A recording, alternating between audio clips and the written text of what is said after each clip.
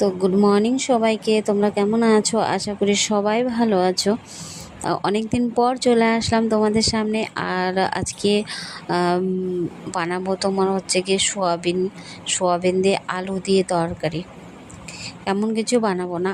আর তোমার সোয়াবিনটা গরম জলে ভিজিয়ে রেখে দিয়েছিলাম, আর এখন রান্না করে নিচ্ছি, কারণ ছোটোবাবু ঘুমোচ্ছে। আর যার কারণে মানে একটু সুবিধা হচ্ছে, ভিডিওটাও করছি।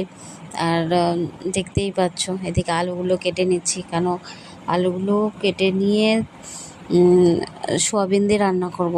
কেন সোয়াবিনটা মোটামুটি ভালোই লাগে সবজি। আপাতত তোমার এইটাই হবে। আর বানাবো তোমার ডাল, আর দু একটা সবজি ভাজাভুজি করব। তো এদিকে টুকটাক ঝটপট করে কেটে নিই, কেন কি ছোটো বাবু ঘুমাচ্ছে যেহেতু, তো ও উঠে গেলে আর রান্নাটা কমপ্লিট করতে পারবো না। তো ঝটপট রান্নাটা করে নিই।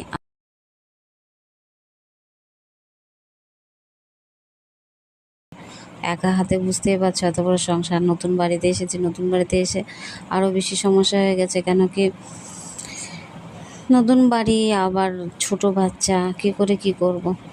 ওই জন্য ভিডিও দিইনি, ধরো অনেক দিন ভিডিও দেওয়া হয়নি।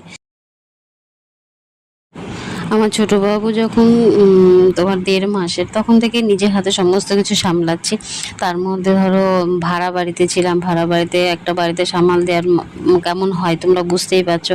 ভাড়া বাড়ি থেকে অনেক কষ্ট করে একটা, যদিও ছোটোখাটো একটা নিজের বাড়ি করেছি।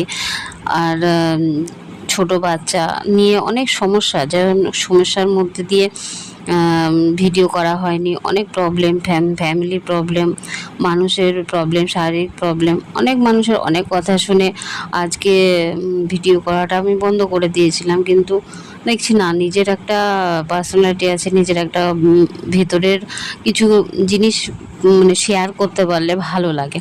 তো যার কারণে আমি আবার নতুন করে স্টার্ট করছি। কেন সবাই আমার যেহেতু অনলাইন ফ্রেন্ড রয়েছে, অনেকেই অনলাইন ফ্রেন্ড রয়েছে, তো তাদের সঙ্গে এই একটা মাধ্যম যা সবার সাথে যোগাযোগ করা যায়, সবার সাথে কথা বলা যায় মন খুলে প্রাণ খুলে।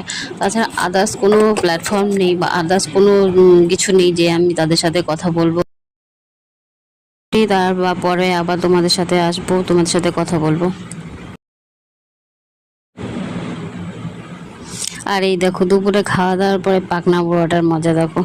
আমার ছোট্ট বাবাটা, আমার ছোট্ট সোনাটা, আমি বসে আছি আর আমার পিঠ ধরে ঝুল দিচ্ছে, পিঠ ধরে আমাকে মারছিল। মানে আমার পিঠে মেরে যে কি